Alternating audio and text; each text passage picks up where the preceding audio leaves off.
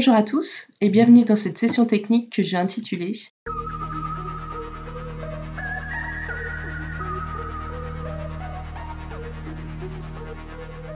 X-Files and Folders des objets venus d'ailleurs. Alors, je vais commencer par me présenter. Bérangère Lagrange, je travaille dans une société lyonnaise qui s'appelle Power et je suis responsable développement. Je suis développeuse 4D depuis maintenant 16 ans. Voilà, ça rajeunit pas.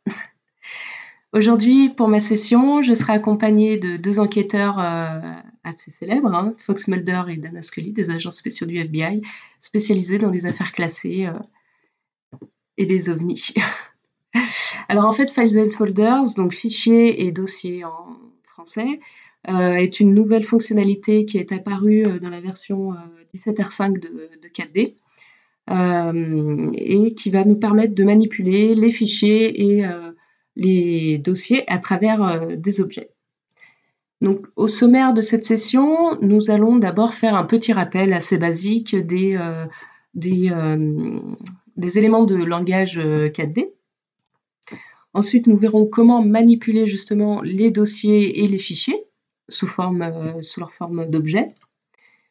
Comment on va pouvoir également, avec de nouvelles commandes, gérer les archives zip, donc les lire et puis les compresser. Et nous ferons deux mises en application, à savoir la première, comment comparer deux dossiers, deux contenus de dossiers, et puis comment on pourrait intégrer une mini-GED dans une application 4D.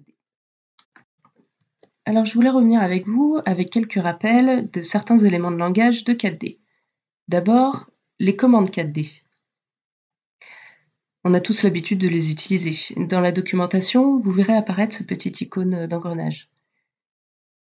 Alors on aura deux types de commandes 4D. D'abord, celles qui vont plutôt proposer une action. C'est le cas par exemple de la commande alerte. Vous voyez, elle est écrite totalement en majuscules. Ensuite, on aura un deuxième type de commande que l'on pourra plutôt assimiler à une fonction. C'est le cas de la commande chaîne par exemple, qui va nous retourner un résultat. Celles-ci, comme vous le voyez dans la syntaxe, elles ne sont pas écrites totalement en majuscules. Voilà pour les deux types de commandes 4D. Ensuite, je voulais parler avec vous des attributs et des propriétés des objets et des collections. Attributs ou propriétés, on pourra utiliser l'un des deux termes au choix. Dans la documentation, vous verrez apparaître ces petites icônes. Alors on va prendre le cas d'un objet très simple. Celui-ci, c'est moi qui l'ai fait. Cet objet comporte deux attributs, l'attribut name et l'attribut first name. Avec 4D, nous aurons la possibilité d'accéder à ces attributs, soit en lecture et ou en écriture, de trois manières. La première façon, ça va être d'utiliser la notation à points. Soit mon objet, $me, si je veux modifier la valeur de l'attribut name, je vais utiliser $me.name, auquel j'affecte la valeur Lagrange. Ou alors, je vais pouvoir également modifier la valeur d'un attribut en utilisant la notation à crochet. Regardez bien au milieu, par contre, le nom de l'attribut est entre guillemets. Et enfin, la troisième manière d'écrire une valeur et d'accéder à son attribut, c'est d'utiliser les commandes du langage 4D. Par exemple, la commande OB7 me permet de fixer une nouvelle valeur sur mon attribut name. Voilà les trois manières d'accéder à un attribut d'un objet. Maintenant, allons faire un tour du côté des collections.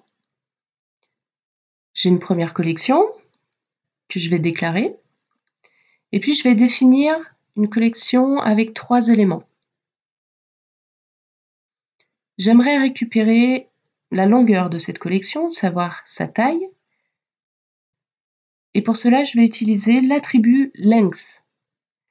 L'attribut length, c'est un attribut spécifique aux collections, auquel je n'ai pas accès en écriture, mais simplement en lecture.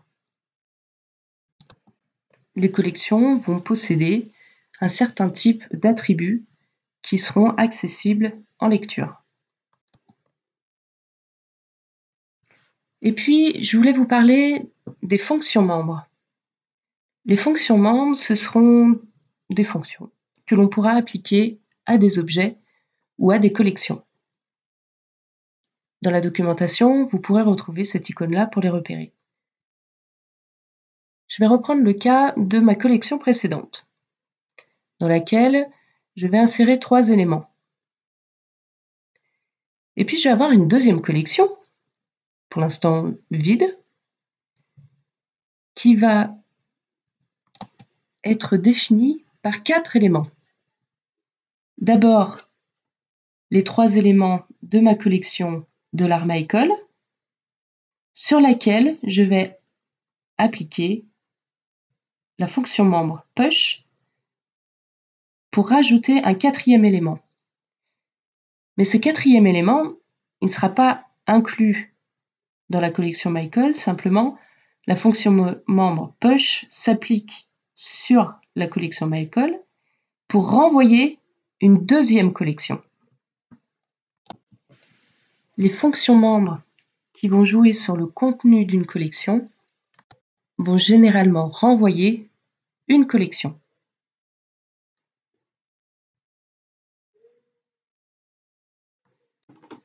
Ok, je vois que vous êtes interloqués. Alors on va voir comment on va mettre en application ces éléments de langage 4D avec 2 nouveaux types d'objets, l'objet de type dossier et l'objet de type fichier. Tout d'abord, on a 2 nouvelles commandes qui sont apparues. La commande dossier, ou folder en anglais, qui va nous retourner un objet de type dossier, et la commande fichier, file, qui va nous retourner un objet de type fichier. L'objet de type dossier va avoir un certain nombre d'attributs, de propriétés, qui seront accessibles en lecture seulement. L'objet de type file possédera lui aussi une liste d'attributs, de propriétés, accessibles en lecture seule, et on se rend compte qu'en fait, il s'agit des mêmes attributs entre l'objet dossier et l'objet fichier. Cela nous permettra d'écrire du code générique. L'objet dossier aura également une liste de fonctions membres qui nous permettront d'accéder à un certain nombre d'actions à réaliser sur le dossier. À peu de choses près, on va retrouver la même liste de fonctions membres pour l'objet de type fichier. On aura quelques particularités par rapport au fichier. On va voir tout ça dans une démonstration. La base de démonstration sur laquelle nous allons travailler vous sera fournie en lien de téléchargement avec cette vidéo. Donc je voulais vous montrer un premier formulaire. Assez simple, on va voir en exécution comment il fonctionne. Donc j'ai un bouton qui me permet de sélectionner un dossier sur mon ordinateur. Donc je vais sélectionner par exemple le dossier bureau. En dessous, j'ai une liste des fichiers qui sont contenus dans ce répertoire bureau. J'ai une première colonne avec l'icône du fichier, une deuxième colonne avec le nom complet avec l'extension du fichier, et enfin la troisième colonne, la date de création du fichier. Sur chacun des éléments de ma listbox, sur chacun des fichiers, je vais pouvoir effectuer une action. Par exemple, si je double-clique sur un fichier, je vais pouvoir ouvrir ce fichier. Donc là, il s'ouvre avec Firefox parce que sur mon ordinateur, moi je veux que les fichiers JSON s'ouvrent avec Firefox. Ou alors, je vais pouvoir faire d'autres choses. Avec un clic droit, je vais pouvoir dupliquer le fichier, le renommer, ou alors le supprimer. Maintenant, on va voir dans notre formulaire, en mode édition, comment on a réalisé tout ça.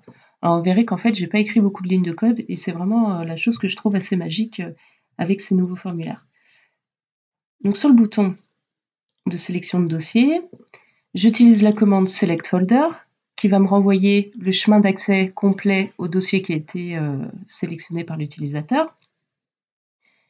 Et ensuite, je vais utiliser la commande 4D, la nouvelle, Folder, en lui passant en paramètre le chemin d'accès au dossier, qui va me renvoyer un objet de type dossier que je vais appeler, ma variable, je vais l'appeler myFolder. Ensuite, là, je vais avoir une zone de saisie. Sur cette zone de saisie, l'expression, j'ai inséré myFolder, donc mon objet dossier, .path. Path, c'est l'attribut spécifique au dossier et au fichier, donc qui va me permettre d'afficher le chemin d'accès au dossier dans cette zone de saisie. Ensuite, ma listbox. La listbox, c'est une listbox de type collection. L'expression, la collection que j'ai insérée ici, c'est myfolder.files. Files, c'est une fonction membre des objets de type dossier qui va me renvoyer une collection de fichiers, une collection d'objets de type fichier. Et ensuite, pour les colonnes, donc j'ai inséré ici une colonne de type image. En expression, c'est 10. Donc 10 va se rapporter en fait à l'élément de ma collection qui s'affiche. Donc 10, c'est mon fichier en fait. .getIcon. GetIcon, c'est une fonction membre des objets de type fichier qui permet de retourner sous forme d'image l'icône système du fichier. Dans la deuxième colonne, je vais utiliser l'attribut fullName des objets de type fichier. Et enfin, là ici, troisième colonne, l'attribut creationDate, donc la date de création du fichier. Donc c'est vraiment intéressant la manière dont on peut utiliser très facilement ces notions de 10, un petit peu vraiment facilement. Vous verrez le formulaire, vous aurez tout le loisir de jouer avec dans cette base qui sera fournie. Ensuite, on va aller voir la méthode objet de la listbox. Enfin, d'abord, sur cette listbox, voilà ce que je voulais vous montrer aussi dans la partie source de données. Dans l'élément courant, j'ai mis une variable selectedFile qui en fait va récupérer l'objet, finalement l'élément de ma collection de fichiers, l'élément de ma collection, donc un objet de type fichier qui est sélectionné. Donc c'est ce qui va me permettre d'effectuer des actions sur l'élément de ma collection. Ensuite, on va aller voir la méthode objet de la listbox. Donc ce que j'ai fait, en cas de double clic, je vérifie que mon objet, donc l'élément sélectionné dans ma listbox, n'est pas nul. Ensuite, je vais vérifier, comme je sais que c'est un élément de type fichier, un objet de type fichier, je vais pouvoir utiliser l'attribut exist qui va me renvoyer vrai ou faux selon si le fichier existe réellement ou pas. Et enfin, donc si le fichier existe bien, je vais pouvoir, avec la commande OpenURL, je vais pouvoir ouvrir mon fichier. Ensuite, sur le clic, donc j'ai décidé d'utiliser le clic droit. Pareil, je vérifie que l'élément sélectionné n'est pas nul. Et j'affiche un petit pop-up menu avec 3 choix possibles, dupliquer, renommer ou supprimer. Et en fonction des choix, je vais pouvoir réaliser l'action qui a été demandée par l'utilisateur. Dans le cas où l'utilisateur aurait demandé à dupliquer le fichier, je vais utiliser la fonction membre copie-tout. Cette fonction membre donc, va s'appliquer au fichier qui a été sélectionné pour me renvoyer dans ma variable newFile un objet de type fichier. Ce nouveau fichier, donc sur la ligne plus haut, j'ai décidé de le renommer, donc de reprendre le nom du fichier original auquel je vais ajouter -copie et puis l'extension.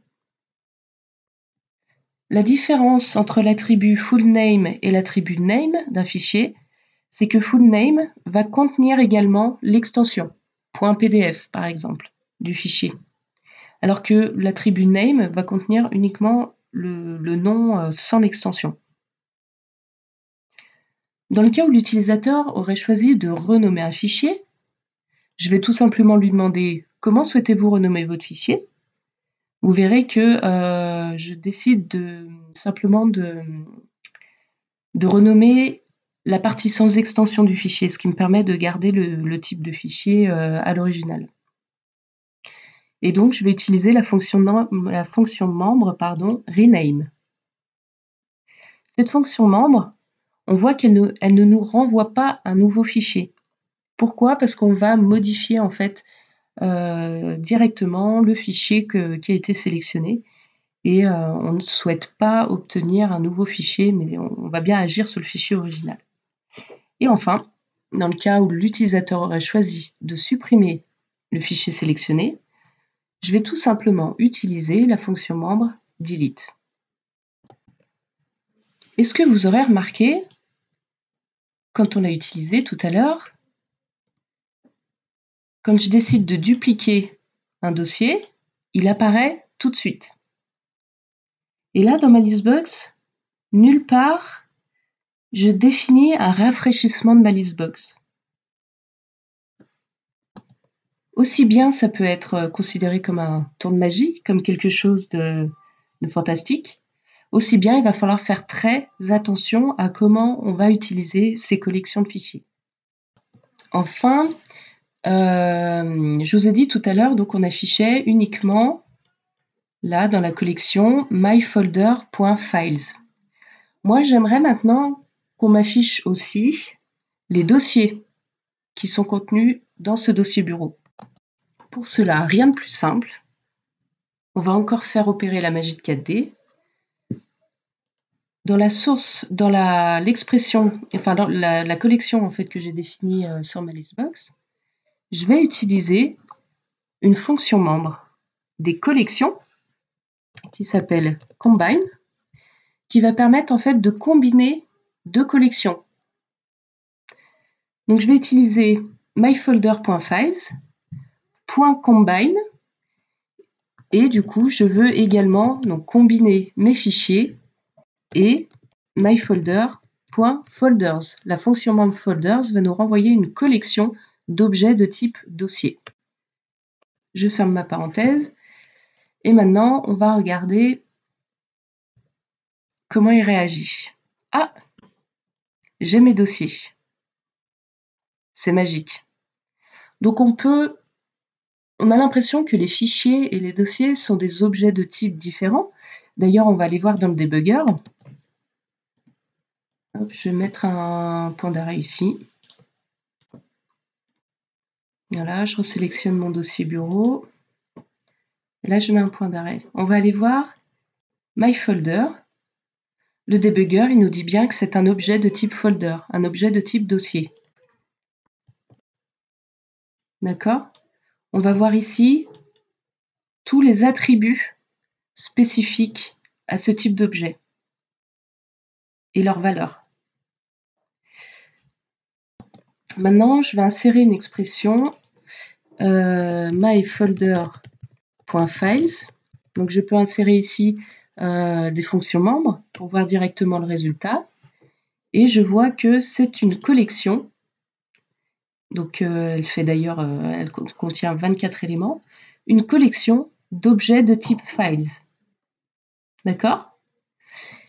Et si j'insère l'expression qu'on a mise dans notre listbox, donc myfolder.files.combine myfolder.folders,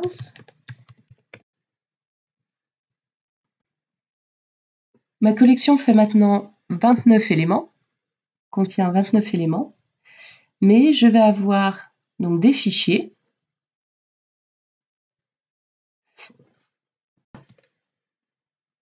mais aussi des folders, des objets de type folder. Bien entendu, les méthodes que j'ai écrites sur le double-clic et sur le clic droit ne seront plus forcément adaptées. On va voir. Si je double-clique sur un dossier, forcément, OpenURL, du coup, n'est plus adapté. Il va falloir que je vérifie si l'élément sélectionné est un fichier ou un dossier pour pouvoir réaliser l'action qui convient. En revanche, si je décide de dupliquer un dossier, ça continue de fonctionner. Ou si je décide de le supprimer, ah ben non, j'ai une petite erreur. L'erreur qui s'affiche, quand je veux supprimer un dossier, C'est dû au fait que j'ai utilisé la fonction membre delete sans paramètre complémentaire. Pour un dossier, il faut le savoir, delete peut recevoir un paramètre pour que l'on spécifie si l'on souhaite vraiment supprimer le dossier malgré le fait qu'il y ait du contenu. Là, il nous dit que le dossier est non vide et donc il ne peut pas le supprimer comme ça directement. Donc c'est là qu'il va convenir, il va falloir en fait dans notre Xbox vérifier pour les actions un petit peu spécifiques comme le delete par exemple, ou alors sur le double clic, de vérifier si le selected file du coup, le nom de la variable n'est plus trop adapté parce que ça peut être un file ou un folder, de savoir si notre élément est un fichier ou si notre élément est un dossier. Donc on va utiliser les attributs isFile ou isFolder pour savoir si on joue sur un dossier ou un fichier. Voilà pour cette petite démonstration sur comment on peut utiliser ces objets file et folder de manière vraiment très simplifiée.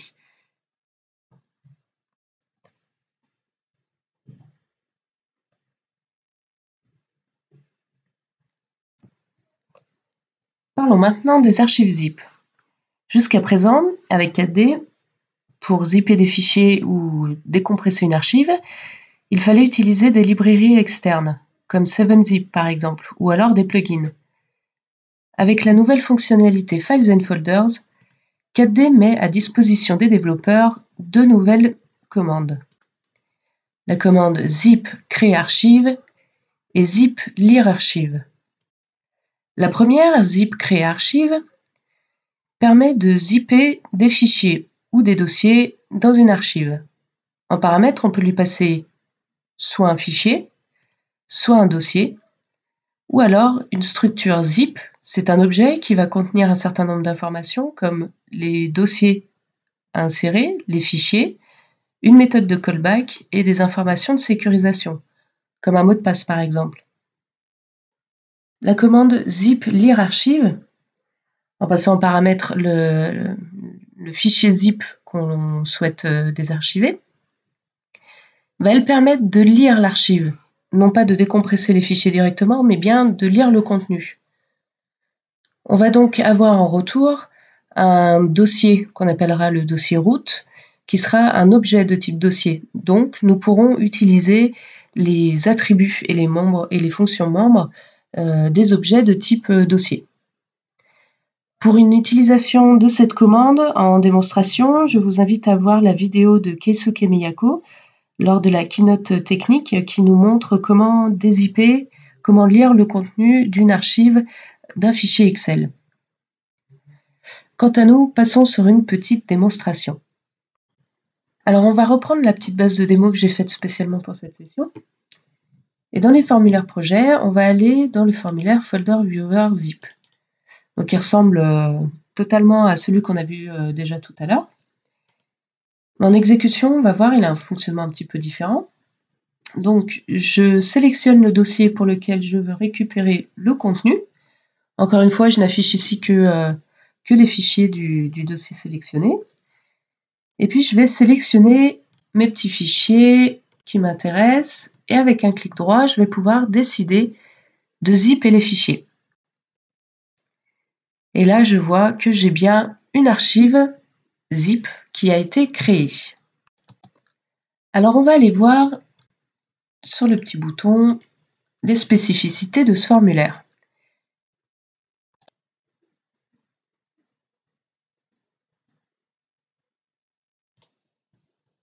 Comme tout à l'heure, j'utilise la commande sélectionner dossier et ensuite, donc ça me retourne le chemin d'accès au dossier qui a été sélectionné par l'utilisateur.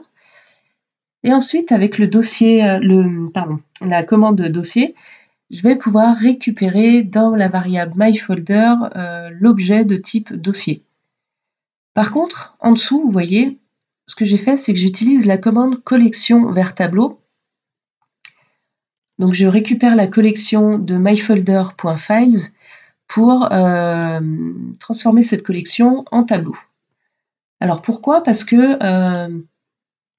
ma listbox, elle est toujours de type collection ou entité sélection. Simplement, je n'ai pas mis ici directement l'expression myfolder.files. Pourquoi? Parce que, comme on l'a vu tout à l'heure, et puis vous verrez avec l'utilisation de cette petite base de démo, tout à l'heure, notre listbox, elle se rafraîchissait tout le temps. Donc du coup, c'était impossible de sélectionner plusieurs fichiers.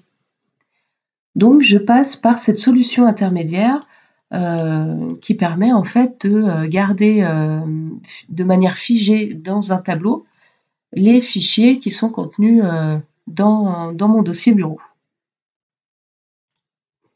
Alors maintenant, dans cette listbox, si je veux également faire apparaître les dossiers du dossier sélectionné par l'utilisateur, je vais réutiliser la fonction membre.combine que j'applique à ma collection myfolder.files. Et puis, je vais rajouter, donc combiner une collection de dossiers. Donc, on va regarder, là, vous voyez, ma listbox ne s'est pas mise à jour, toute seule, du coup. Donc voilà, c'est un truc à savoir, c'est que dans le premier cas, la listbox était mise à jour toute seule, alors que là, je préfère passer par une solution intermédiaire qui me permet de mieux gérer la sélection des éléments dans ma listbox. Et donc, en utilisant la fonction membre combine ici, du coup, j'ai bien ici mes dossiers. Donc après, je peux aussi les sélectionner et les zipper, ça pose aucun problème puisque les objets de type fichier et dossier sont quasiment similaires. Donc, dans mon zip, je vais pouvoir ajouter aussi bien des fichiers et aussi bien des dossiers sans aucun problème. Là, mon archive, je vais la supprimer par exemple. Et puis on va regarder sur le clic droit sur ma listbox, qu'est-ce qui se passe? Donc sur le clic droit, toujours je vérifie sur ma listbox, j'ai bien défini un élément courant et surtout une collection d'éléments sélectionnés, selected files. Donc là j'ai rajouté les dossiers, donc le nom de cette variable n'est pas très adapté, mais on pourra la modifier sans problème, hein. Donc je vérifie que mes selected files, donc la collection n'est pas nulle, est bien définie. Ensuite, je crée un objet que je vais appeler zip. Je le définis comme nouvel objet et je lui dis dedans, donc ça c'est l'objet de structure zip.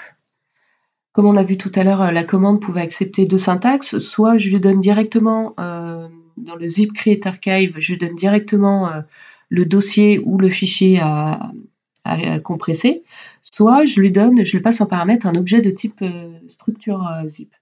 Donc du coup, c'est ça que j'utilise moi ici. Donc mon objet, c'est mon $zip et je dis que l'attribut .files, ça va être en fait la collection d'objets qui a été sélectionnée par l'utilisateur. Je vais définir une callback, on y reviendra tout à l'heure. Et puis je vais créer ici mon $archive. $archive, c'est un objet. Et en fait, je vais utiliser la fonction membre.file avec en paramètre le nom de l'archive que je veux lui donner. Donc myfolder.file, ça va permettre de créer un fichier. Il ne sera pas créé encore physiquement, mais simplement je vais dire à 4D que dans myfolder, dans mon dossier, j'aimerais créer un fichier et donc il prépare un objet de type fichier qui me renvoie ici dans ma variable $archive. La progress bar, on verra tout à l'heure comment on l'utilise et puis je vais donc simplement utiliser la commande zip créer archive en passant en paramètre en premier mon objet de type structure zip et en deuxième paramètre mon objet fichier qui correspond à celui que j'ai défini juste au-dessus. Voilà, c'est aussi simple que ça. Donc en fait, en rien de temps, on peut compresser une archive en passant tout un tas de fichiers et de dossiers. Alors maintenant, on va parler de la callback. Une méthode callback, qu'est-ce que c'est? C'est une méthode qui va être appelée à un moment donné. Et dans le cas d'une structure zip, cette callback, elle va être appelée au moment de l'exécution de la commande zip créer archive. Alors cette callback, on va utiliser la commande formula pour lui définir quelle méthode personnalisée on veut mettre dans cet attribut callback. Et en fait, cette callback, ça va être pour gérer la progression de la compression de l'archive. Voilà, je vais vous montrer. En fait, si je sélectionne des dossiers qui sont un petit peu conséquents, bon là, ça va encore, mais on va voir quand même comment la progression fonctionne. Je décide de les zipper. Et là, je vois que j'ai ma progress bar qui apparaît. Donc ça, pour l'utilisateur, c'est vraiment, vraiment important parce que souvent, quand des opérations sont un petit peu longues, c'est vraiment essentiel de montrer à l'utilisateur où on en est. Hein. Bon, si on peut en plus ne pas le bloquer dans son travail, c'est encore mieux, mais au moins qu'il ait l'information de savoir où ça en est. Est-ce que j'en ai encore pour 1 heure? Est-ce que j'en ai encore pour 10 secondes? Donc la callback, elle va être utilisée ici. J'ai défini une méthode, j'ai écrit une méthode qui s'appelle zipProgress. Si on va voir dedans, qu'est-ce qu'elle fait? Simplement, elle reçoit en paramètre en $1, elle reçoit le pourcentage de la progression de la compression. Et je vais simplement utiliser en plus le progress set title, donc simplement pour définir un titre sur ma progress bar, et surtout progress set progress, donc en passant en paramètre l'identifiant de mon progress que j'ai créé ici, que je vais créer en fait un peu plus tard, enfin un peu plus tard par rapport à la définition de la callback, mais en fait cette callback donc sera bien exécutée au moment de la création de l'archive. Donc quand je vais faire un progress set progress, je lui passe en paramètre l'id de mon progress et donc le paramètre le pourcentage divisé par 100 pour qu'il puisse m'afficher ma barre de progression exactement au bon endroit. Et en plus, j'affiche aussi, vous avez vu, au format numérique, enfin un peu plus lisible par l'utilisateur, savoir où on en est sur la progression. Voilà. Et ensuite, j'oublie pas forcément d'utiliser la commande du composant, la méthode du composant progressQuit pour faire disparaître ma petite progress bar. Voilà. C'était une petite démonstration pour vous montrer cette nouvelle fonctionnalité de gestion des archives dans 4D. Donc n'hésitez pas à réutiliser tout ce petit code. Hein. Vous avez vu, je ne suis pas allée très très loin dans les fonctionnalités. Le principe, c'était vraiment de vous montrer les nouvelles features des dossiers et des fichiers dans 4D. Donc n'hésitez pas à reprendre des idées et puis sur cette base de démonstration et puis après de les adapter à vos besoins.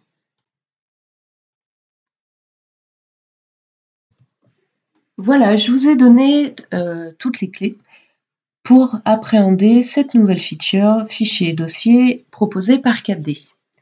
Maintenant, on va faire 2 mises en pratique un petit peu plus conséquentes. Et la première, ça va être d'abord de comparer le contenu de 2 dossiers. Donc c'est un petit truc qui peut vous être utile en tant que développeur, notamment pour comparer le contenu de 2 dossiers ressources, le dossier ressources de votre base en développement et le dossier ressources de votre base en production. Comme ça, vous pourrez vérifier que ces deux dossiers sont équivalents et donc vous n'avez pas oublié de mettre à jour de fichiers. On va reprendre notre base de démo. En formulaire projet, je vais vous montrer dans cette mise en pratique 2 manières de comparer des dossiers. Voilà, quand j'ai préparé cette session, en fait, j'ai commencé à tâtonner un petit peu, à me dire bon bah ok, comment on pourrait comparer les 2 dossiers. Je me suis dit bon, de toute façon, les fichiers et les dossiers qu'on récupère d'un objet dossier sont des collections de fichiers et de dossiers. Donc, je vais pouvoir utiliser la fonction membre equal appliquée à 2 collections pour vérifier que ces 2 collections sont bien égales. On va regarder dans l'exécution du formulaire comment déjà si ça fonctionne bien. Donc, ce que j'ai pris dans mon dossier, dans le dossier de ma base de démo, je vais récupérer le dossier ressources. Je vais le copier par exemple sur le bureau. Et puis, je vais comparer ce dossier sur le bureau et ce dossier dans ma base de démo. Normalement, on devrait bien avoir une égalité au moins sur le début. Donc, je prends ce premier dossier de ressources qui est sur mon bureau, et puis le dossier de ressources que je vais trouver dans le dossier de ma base. Et là, j'arrive à une égalité entre mes 2 dossiers de ressources, et là, je suis super contente. Alors maintenant, pour vérifier que ma méthode fonctionne bien, je vais aller sur le bureau de mon dossier de ressources, et puis je vais aller supprimer un fichier. Et là, on va vérifier, effectivement, il a détecté qu'il y avait une différence entre les 2 dossiers. Alors, ça a l'air de marcher plutôt pas mal. On va regarder comment j'ai utilisé la fonction membre equal que j'ai appliquée aux collections files et aux collections folders de mes 2 dossiers. On va aller sur le formulaire. Donc, sur le formulaire, j'ai 2 boutons. Le premier bouton qui va me renvoyer un objet de type dossier du dossier qui a été sélectionné par l'utilisateur dans ma variable myFolder. Donc ça, c'est un objet de type dossier. Et puis j'ai mon deuxième bouton qui va me renvoyer la même chose, un objet de type dossier du dossier sélectionné par l'utilisateur, mais dans une variable que j'ai appelée myFolder2. Je ne suis pas allée chercher très très loin pour le nommage de mes variables. Et puis, c'est dans ma méthode formulaire que je définis comment je vais faire ma comparaison. Donc d'abord, je vérifie que myFolder et myFolder2, les deux ne sont pas nuls. Et ensuite, en une ligne de code, je fais ma comparaison. Je vais utiliser à nouveau la fonction membre combine entre myfolder.files et myfolder.folder. Donc ça va me faire une collection d'objets de type fichier et dossier. Alors, dans les fonctions membres files et dans la fonction membre folders, je peux utiliser une constante qui s'appelle fk recursive qui va me permettre de récupérer les fichiers contenus dans les sous-dossiers du répertoire que j'ai sélectionné. Et donc avec folders, pareil, j'utilise la même constante pour récupérer les sous-dossiers de mon dossier ressources. Donc comme ça, je suis sûre d'aller vraiment plus en profondeur dans la récupération de mon contenu. Ça me donne une première collection, donc avec le contenu total de mon répertoire myFolder. Et je vais utiliser la fonction membre equal. Cette fonction membre, elle est spécifique aux collections. Elle permet en fait de vérifier que 2 collections sont bien égales. Donc, j'utilise cette fonction membre equal en passant en paramètre, de la même manière que je l'ai fait pour myFolder, les fichiers de myFolder2 ainsi que combinés au dossier de myFolder2. Voilà. Donc en une seule ligne, j'arrive à comparer normalement en profondeur, donc avec les sous-dossiers, avec les fichiers des sous-dossiers, le contenu de 2 dossiers. Maintenant, je suis allée un petit peu plus loin dans mes tests parce que ça me semblait trop facile. Donc dans mon dossier de ressources sur le bureau, je vais restituer mon fichier que j'avais supprimé et puis je vais le renommer. Voilà, je vais rajouter des caractères dans le nom du fichier. Je vais réexécuter mon formulaire. Voilà, il a l'air de me dire que c'est le même. Je revérifie. Ah bah oui. Là, j'ai un problème parce que dans ma méthode, il a l'air de me dire que les deux dossiers sont équivalents. Mais en fait, oui et non. C'est-à-dire que mon fichier, quelque part, c'est bien le même, sauf qu'en fait, je l'ai renommé. Donc là, ça me pose problème. Donc on va regarder maintenant dans le debugger un petit peu plus en détail le contenu de MyFolder. Donc MyFolder, c'est le dossier ressources que j'ai sur mon bureau, et le contenu de MyFolder 2. Donc dans MyFolder 2, j'ai 49 éléments. J'ai tous mes fichiers, et ainsi que les fichiers, donc, comme on l'a dit, des sous-dossiers, et ensuite j'ai tous les dossiers et les sous-dossiers de mon dossier ressources. Et dans MyFolder, c'est le dossier ressources que j'ai copié sur mon bureau. J'ai bien également 49 éléments, donc jusque-là tout va bien. Mais j'ai également, voilà, ici, le fichier, hop, là juste au-dessus, là voilà, le fichier que j'ai renommé. Donc en substance, ce fichier, il n'a pas réellement changé, c'est-à-dire que je n'ai changé que le nom. Au niveau de la taille, au niveau du contenu, rien n'a changé. Mais ça m'embête réellement que rien que le nom ait changé, et du coup, il considère que les deux dossiers sont équivalents, alors que pas du tout. Alors je vais le renommer, hop, mon fichier comme avant. Voilà, si je réexécute, hop, il me trouve bien une équivalence entre mes deux dossiers. Très bien. Alors j'ai poussé les tests un petit peu plus loin. Je me suis dit, bon, déjà ça m'embête que il pense que sur le nom ce soit les mêmes fichiers, alors que pas du tout. Alors je vais ouvrir mon image, mon archive 512, avec un éditeur. Moi j'utilise Pen.net, je ne suis pas très avancée sur l'édition d'images. Et puis je vais la modifier. Hop, voilà, je la passe en noir. J'aime autant. OK. Donc mon fichier en substance, il a vraiment été modifié. Et là, je vais voir si je réexécute ce qu'il me dit. Il me dit que on est toujours sur le même dossier. Alors certes, j'ai renommé mon fichier archive 512 comme initialement, sauf que le contenu de ce fichier-là, il a sensiblement changé.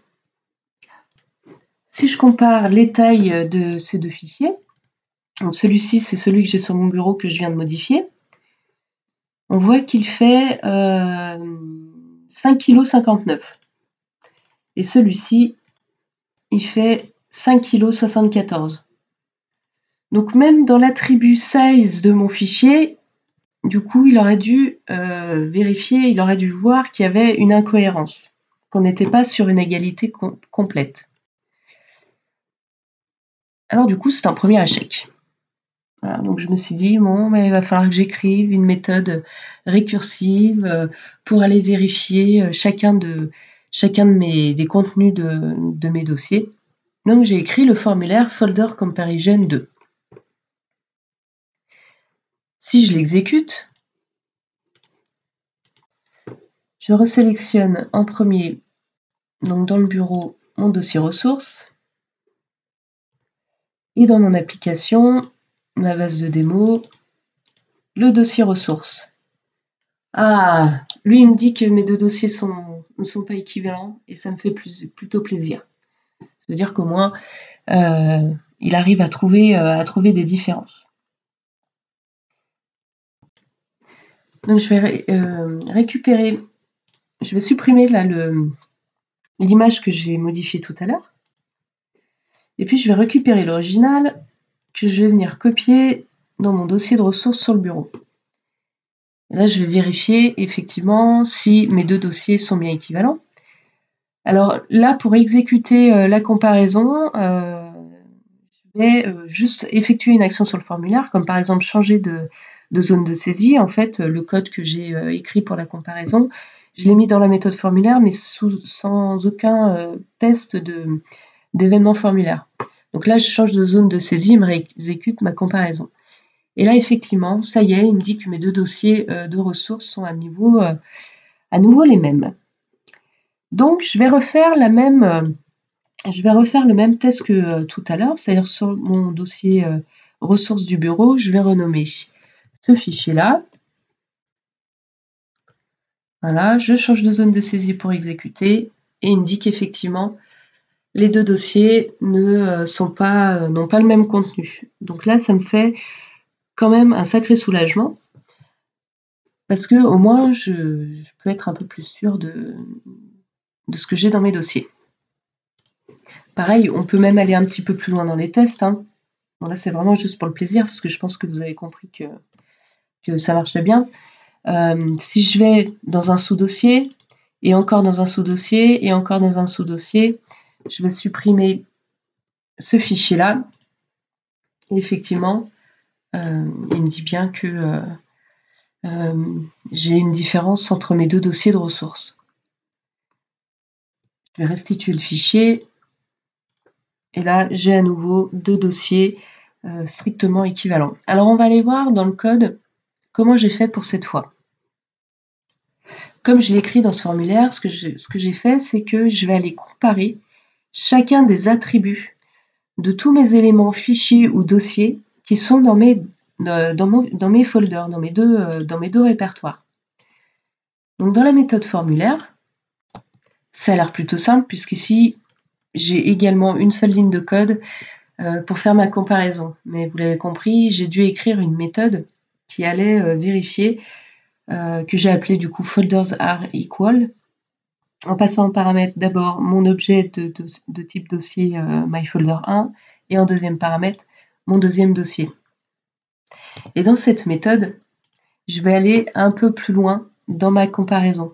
En fait, ce que je vais faire, je ne vais pas la détailler tout dans le détail, cette méthode, hein, vous allez le voir en explorant cette base de démo, mais je vais vraiment aller vérifier pour chacun des attributs des 2 objets qui sont passés en paramètres, je vais aller vérifier que chacun des attributs sont réellement équivalents.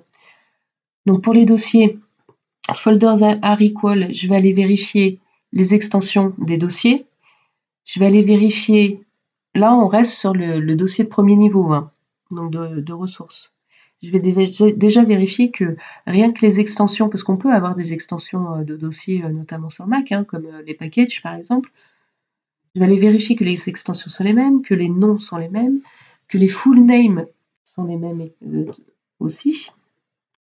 Et ensuite, je vais aller pouvoir contrôler le contenu de ces 2 dossiers.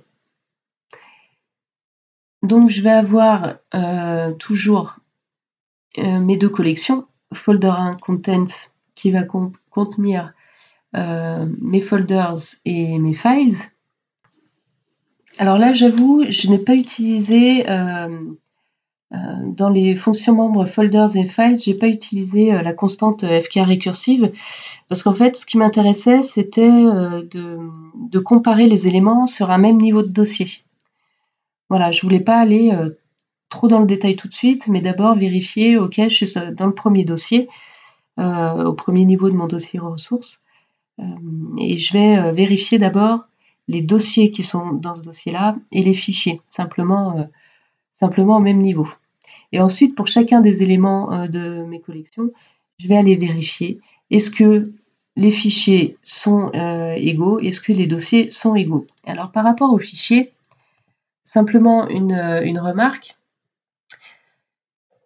J'utilise également la comparaison des attributs, donc des extensions, évidemment, des noms complets, donc noms avec extension, mais aussi de la taille des fichiers. Ce qui fait que même si le contenu du fichier, par exemple comme celui de tout à l'heure, on voyait que mes deux fichiers, dont celui que j'avais modifié, n'avaient pas la même taille. Du coup, ça me fait dire que ces deux fichiers ne sont pas égaux, ne sont pas équivalents et ce ne sont pas les mêmes fichiers. En fait, c'est de manière un petit peu arbitraire que j'ai décidé des attributs que j'allais contrôler. J'aurais pu contrôler la totalité des attributs de type fichier. Simplement, par expérience, moi le but c'était de comparer les contenus des dossiers ressources.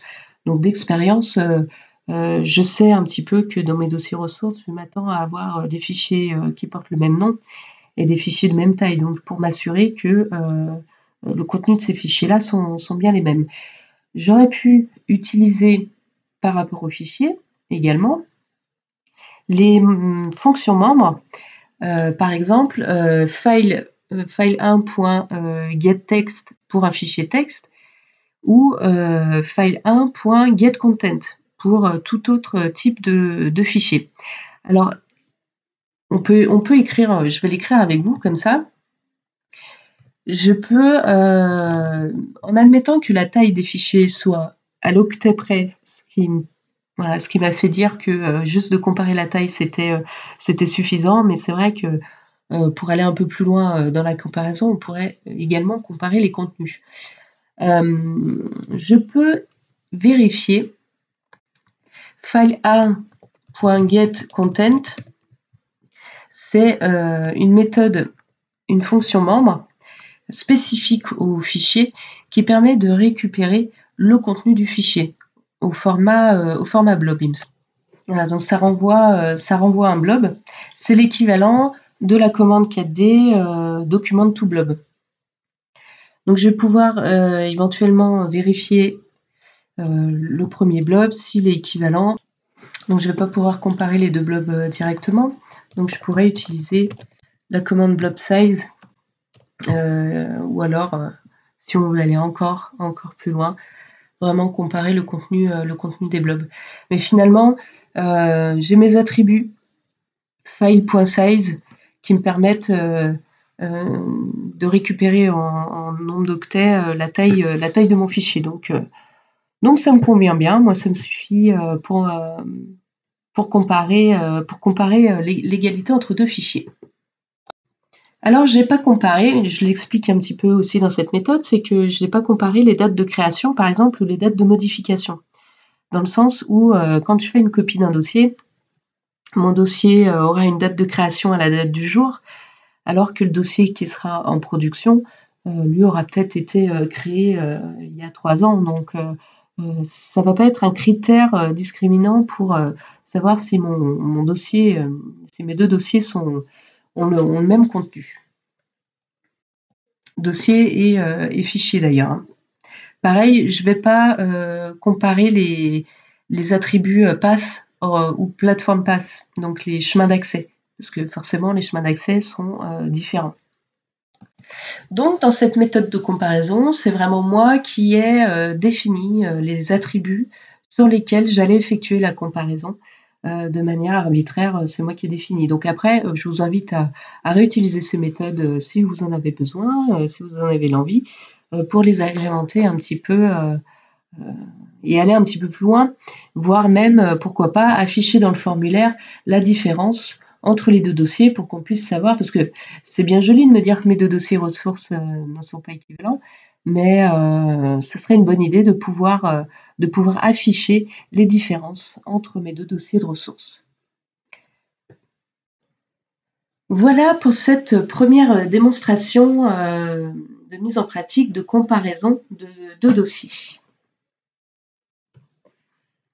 Pour la deuxième mise en pratique, je voulais vous montrer quelques éléments clés pour pouvoir intégrer une mini-GED dans une application 4D.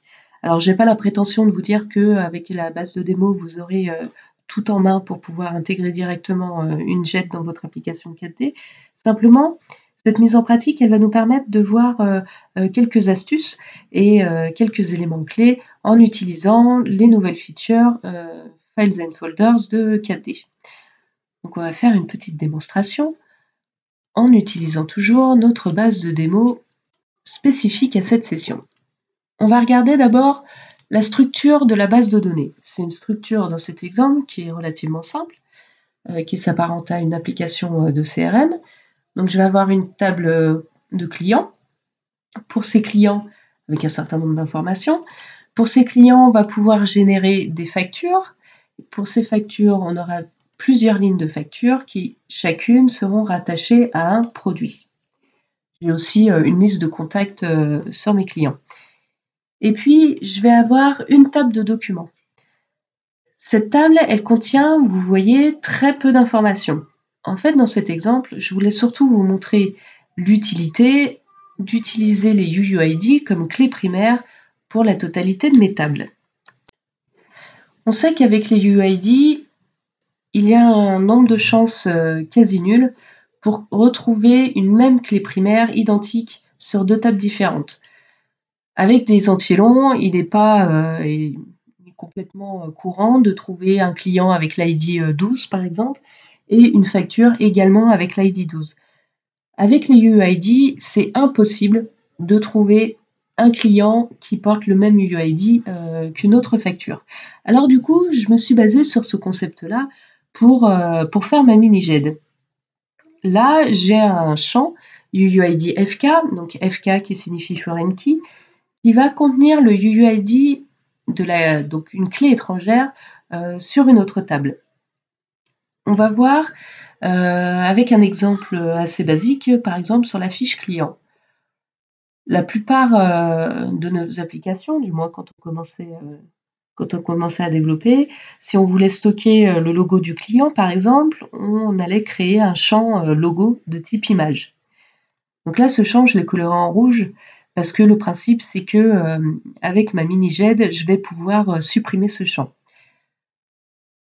Le problème de ces champs images, c'est que à force de vivre, notre application 4D va contenir un certain nombre de clients, de fiches clients. Et du coup, de stocker les images des logos directement dans la fiche client va considérablement faire augmenter la taille des données de ma base. Et ça m'embête un petit peu. Donc du coup, j'ai décidé d'utiliser ma mini-GED pour externaliser le fichier image de ce logo. Et je vais le stocker du coup en dehors du fichier de données. Mais c'est moi qui vais gérer le lien avec ce fichier. On va prendre l'exemple tout de suite d'un client. J'ai ce client pour lequel j'ai un logo stocké directement dans les données. Ok, donc là, il n'y a rien de bien compliqué. Si je veux modifier l'image, j'ai laissé là sur le champ image le menu contextuel spécifique à 4D. Et donc, je vais pouvoir décider d'importer ou de coller une image depuis une autre source. Vous le savez, quand on colle une image depuis une autre source, généralement, on va avoir les différents formats de l'image qui vont venir se stocker dans le champ pour alourdir encore plus la taille du fichier de données.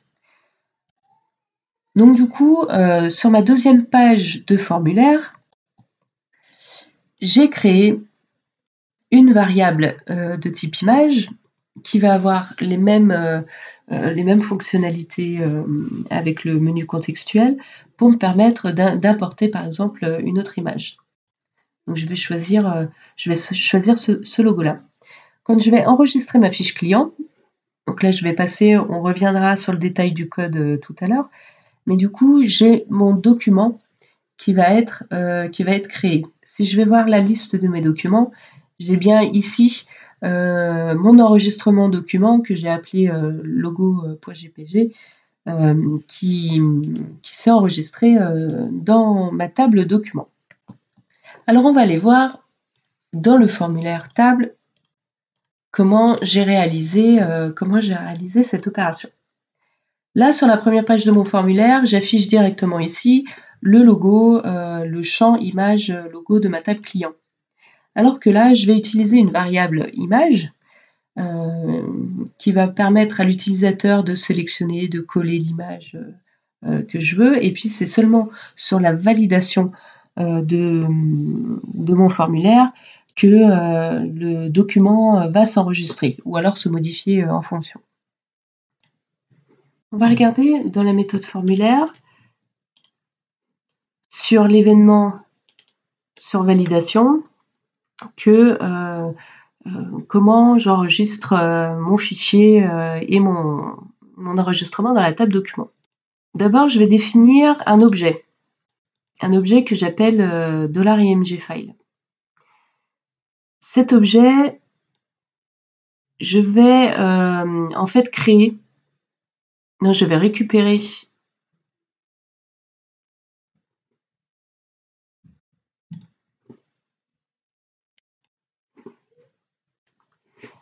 on va voir dans la méthode formulaire comment j'ai géré l'enregistrement de ce logo.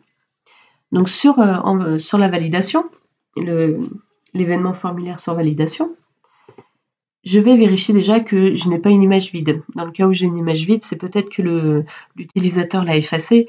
Donc, dans ce cas-là, je vais aller supprimer mon fichier et mon enregistrement dans la table document. Si mon image a bien été renseignée, je vais d'abord créer un fichier.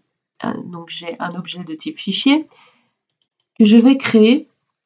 Je vais dire à 4D, en faisant appel à la commande file, à la commande fichier, que je veux un objet de type fichier qui devra se trouver normalement dans mon dossier temporaire et qui aura pour nom de fichier le UID du client avec l'extension .jpeg. Ensuite, je vais utiliser la commande écrire fichier image. Je vais passer en paramètre le chemin d'accès vers ce fichier image, et puis en deuxième paramètre, le contenu de l'image que j'ai dans ma variable vlogo sur mon formulaire. Et puis je dis que je veux utiliser le codec image JPEG. Ensuite, à partir de cet objet fichier, j'ai écrit une méthode EDM document create en passant 3 paramètres. Le premier, c'est le UUID du client, donc qui va correspondre après, on verra, au UUID FK de mon document.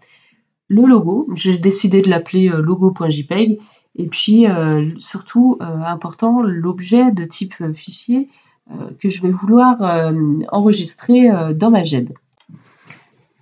Voyons le contenu de la méthode EDM document create. Je reçois donc 3 paramètres. D'abord le UUID de l'enregistrement pour lequel je veux enregistrer le document. Le full name, ça va être le nom du fichier tel que je veux l'enregistrer dans ma GED. Et puis l'objet de type file. D'abord, je vais aller vérifier dans ma table document que je n'ai pas déjà un document pour cet enregistrement client, pour l'UID FK, et avec le même full name. Ce qui va me permettre en fait d'avoir dans ma table document un seul document par client qui aurait pour nom logo.jpeg. Si je ne trouve pas de document, alors je vais créer une entité sélection de ma table document, de ma data store document. Je vais créer cette entité à laquelle je lui affecte en attribut UUID FK celui que je lui ai passé en paramètre. Ou alors je me positionne sur la première entité que j'ai trouvée dans ma sélection si j'ai trouvé plusieurs documents. Ensuite, je vais lui affecter le full name, donc le logo.jpeg, et puis je vais enregistrer mon entité. Donc là, j'ai écrit cette portion de code, j'ai tout écrit en Horda. Donc, vous voyez que c'est quand même assez simple à écrire, assez simple à lire, et je vous encourage vivement à passer sur du Horda. Une fois que j'ai mon enregistrement dans ma table document, je vais lui dire « Ok, maintenant, voilà le fichier d'origine, donc c'est le fichier, l'objet de type fichier que j'ai passé en paramètre. Tu vas me le copier pour me le stocker à l'endroit où je veux exactement dans ma GED, donc sur mon disque. » Si je vous montre l'arborescence de mes fichiers sur mon disque, j'ai mis un dossier EDM dans mon dossier de ma base 4D. Dans ce dossier EDM, je vais avoir différents sous-dossiers qui vont contenir les fichiers que je veux stocker dans ma GED. J'ai pris le parti d'avoir des sous-dossiers qui vont correspondre aux 10 premiers caractères des UUID, des enregistrements pour lesquels je veux enregistrer un fichier. Donc là, c'est le début du UUID de mon client. Je vais vérifier ici. On est bien effectivement sur le bon nom de dossier. Et puis, pour le nom du fichier, j'ai décidé que ça m'apportait assez peu d'avoir l'extension. Ça m'apportait assez peu d'avoir un nom de fichier qui soit lisible, parce que le principe le principe d'une JET, c'est que ce soit l'application qui gère l'arborescence des fichiers et non pas pour éviter que les utilisateurs aillent fouiller dans les arborescences et travaillent directement sur les fichiers et que ça puisse poser problème avec les rattachements avec nos enregistrements. D'ailleurs, on va faire le test tout de suite. Ce fichier, si je décide de l'ouvrir, par exemple, avec Firefox, voilà, il contient bien l'image que j'ai importée tout à l'heure dans mon formulaire de ma fiche client. Donc, ma méthode EDM, donc c'était pas celle-ci, c'était EDM file copy, va prendre le fichier source, donc l'image que j'ai stockée dans mon dossier temporaire, et puis va aller le ranger. Dans un document spécifique avec une arborescence spécifique à ma GED. Donc c'est dans cette méthode où je vais retrouver voilà, comment je copie le fichier source vers le fichier destination. Donc j'utilise au maximum les nouvelles fonctionnalités, les nouveaux attributs, les nouvelles fonctions membres des objets de type fichier et dossier dans cette méthode-là, et je vous avoue que ça m'a facilité la vie par rapport aux autres mini-jets que j'ai pu intégrer à mes applications 4D il y a quelques années. Donc je définis ici le dossier de destination qui va dépendre donc du dossier de ma base 4D, dans un sous-dossier EDM, et puis dans encore un sous-dossier qui va contenir du coup les 10 premiers caractères de UUID de l'enregistrement pour lequel je veux stocker un fichier. Donc d'où l'utilité, vraiment, vous avez vu que j'ai passé en fait la spécificité du client uniquement ici, en lui disant qu'il s'agissait du UUID du client, mais je ne lui passe que la valeur. À aucun moment, j'ai besoin de gérer. Alors, si je suis sur un client, il faut que j'aille le mettre dans tel sous-dossier. Si je suis sur une facture, il faut que j'aille le mettre dans tel sous-dossier. Si je suis sur une fiche produit, etc. Donc, c'est vraiment... on voit vraiment l'utilité d'utiliser les UUID comme identifiant de toutes mes tables. J'ai géré bien entendu la création du dossier EDM ou même du sous-dossier contenant les 10 premiers caractères de UUID si jamais le sous-dossier n'existe pas. Alors ce qu'il faut savoir, c'est que je n'ai pas géré en cascade et la création du dossier EDM, puis la création du dossier UUID. En fait, simplement, le folder.create, c'est une fonction membre donc des objets de type dossier qui va créer le dossier de destination avec l'arborescence complète si jamais les dossiers parents n'existent pas. Ensuite, je vais venir créer mon fichier de destination. Si jamais ce dossier existe déjà, alors je vais le supprimer pour venir le remplacer en fait grâce à la fonction membre copy-to de mon dossier. Donc je vais prendre le file to copy, donc le fichier source auquel je vais appliquer la fonction membre copy-to avec les paramètres qui vont me permettre de copier le fichier source, je vais y arriver, vers le fichier de destination. Voilà. Donc il faut savoir que le copy-to, il réalise une copie, il ne réalise pas un déplacement du fichier. Donc après, c'est à moi d'aller supprimer l'enregistrement, d'aller supprimer le fichier source dans mon dossier temporaire si je ne veux pas le garder sur le disque. Voilà. Donc c'est comme ça que j'ai géré en fait plutôt le stockage du logo plutôt que de l'enregistrer dans un champ de ma table. Et puis dans la méthode formulaire sur chargement, voilà le code que j'ai écrit pour pouvoir aller lire le fichier du logo et de l'insérer dans ma variable vlogo. Voilà. Donc simplement, je fais une requête sur ma table document pour aller vérifier est-ce que j'ai bien un Est-ce que j'ai bien un document pour lequel le UUID de la foreign key est le UUID du client? Et puis, en deuxième paramètre, je fais une recherche sur le full name, donc le logo .jpg. Une fois que j'ai récupéré et que je sais que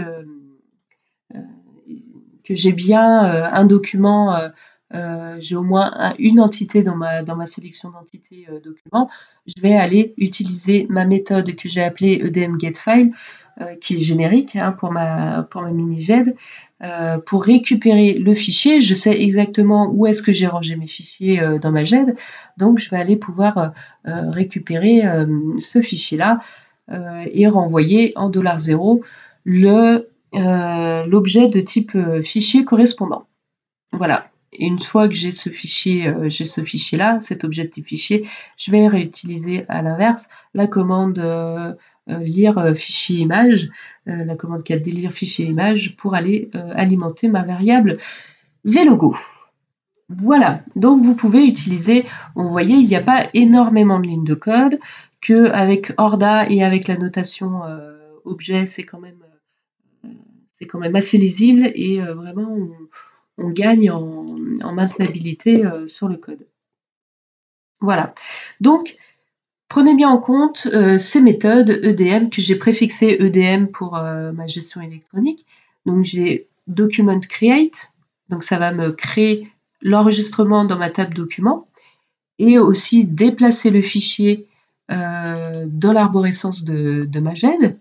J'ai une méthode générique document delete et puis une méthode EDM getFile qui va me permettre de récupérer au format objet le fichier correspondant. Voilà. Dernière précision sur comment j'ai structuré cette table document. Alors, creation date et creation time, on est d'accord que ça ne va pas être la date de création ou l'heure de création du fichier, mais bien de l'enregistrement dans ma base de données. C'est-à-dire que, par exemple, pour le logo, si je décide de remplacer le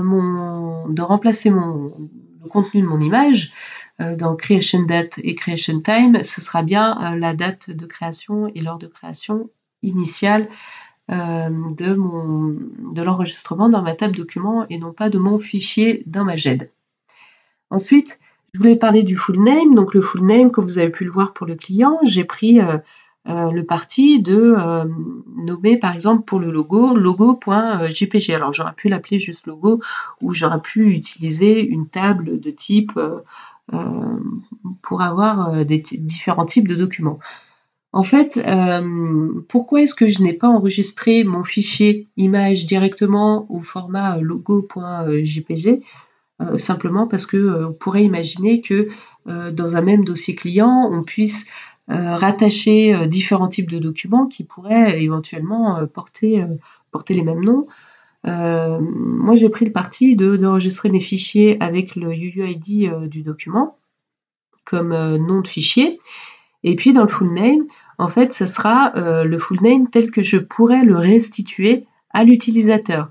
Si je lui construis une interface pour lui permettre de télécharger, par exemple, sur son bureau le fichier correspondant au client, voilà, j'ai bien une différence entre mon fichier tel qu'il est stocké dans la GED et mon fichier tel que je veux le montrer à l'utilisateur.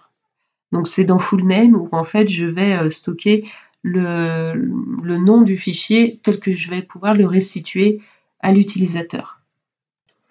On peut faire l'exemple tout de suite dans ma fiche client. Hop, j'ai mon logo ici, je vais aller sélectionner un nouveau logo.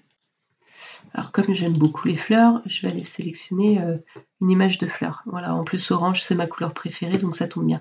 Quand j'enregistre ma fiche client, donc j'ai tout mon processus de GED qui se met en route pour aller remplacer le fichier destination par le fichier que j'ai enregistré là dans mon image.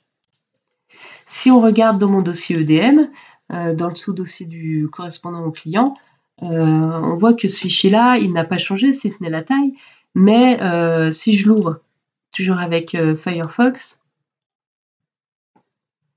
Voilà, c'est bien la nouvelle image qui a été stockée dans ce fichier-là. Donc, d'où l'utilité, en fait, que dans mon arborescence, je n'utilise pas le nom du fichier logo.jpg pour enregistrer, mais bien un UUID.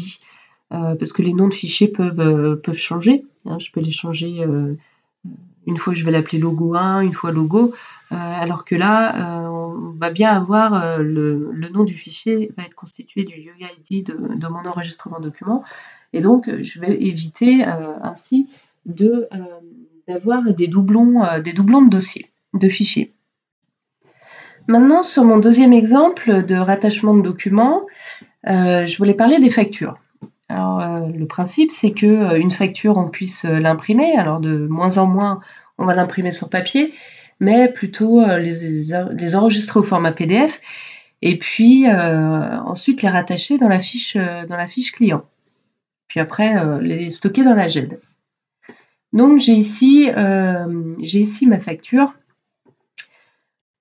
Si on va voir dans le formulaire facture, je vais prendre par exemple la 11.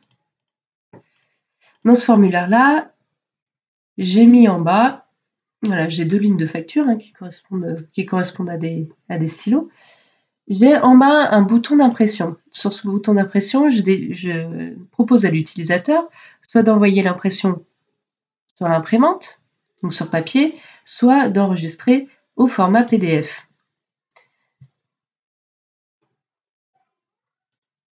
Donc au format PDF, on a la possibilité maintenant sur Windows 10 d'utiliser l'imprimante intégrée Microsoft Print ou PDF.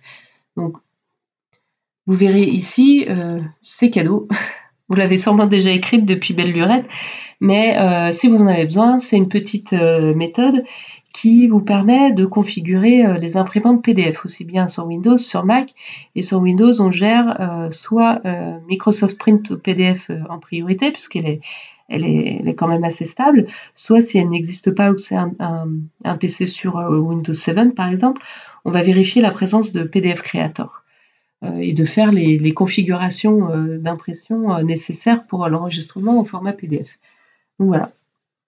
Ensuite, donc, j'utilise la commande 4D imprimer enregistrement, tout simplement.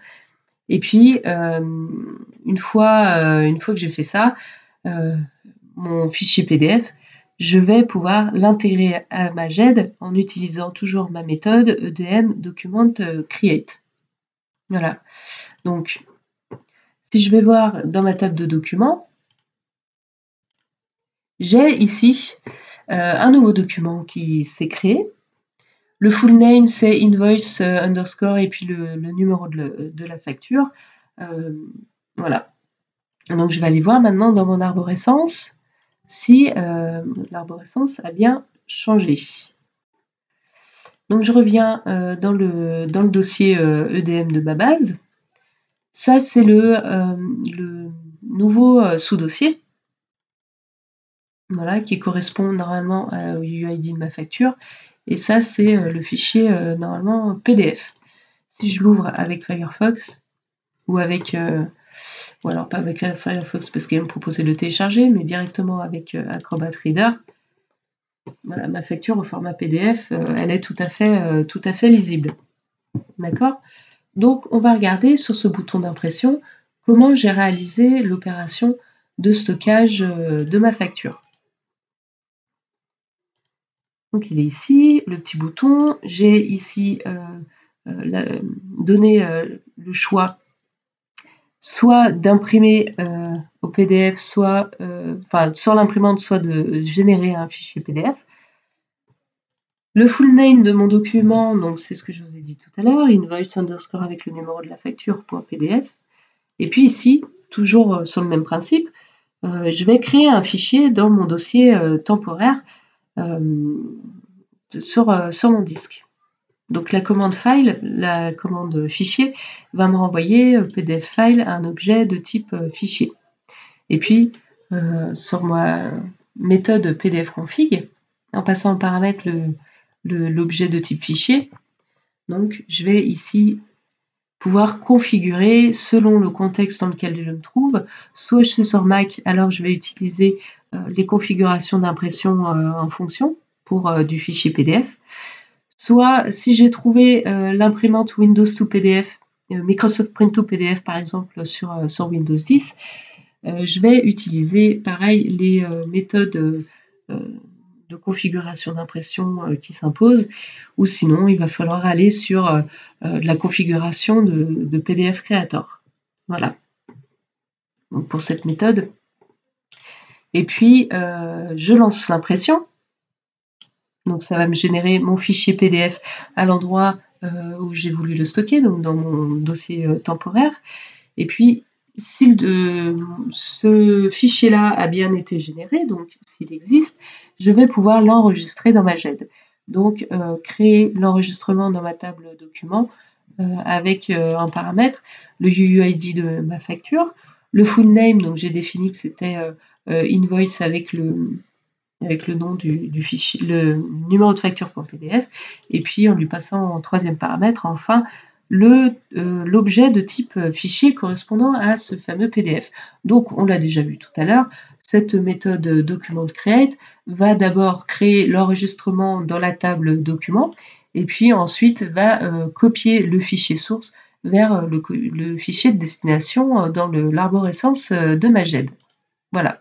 Et puis enfin, petite précision, c'est que cette méthode PDF config, je peux l'appeler sans paramètres pour simplement réinitialiser, surtout si on est sur du PDF Creator, réinitialiser les paramètres d'impression de PDF Creator. Voilà. Donc, simplement pour vous montrer que grâce au UUID, j'ai pu écrire des méthodes génériques, me baser sur les UUID pour constituer mon arborescence. Donc UUID qui sont, je le rappelle, uniques entre les différentes tables puisque ils seront générés à des moments différents et donc on ne pourra pas trouver de client avec un UUID qui soit déjà utilisé pour une facture ou pour une autre table. Voilà.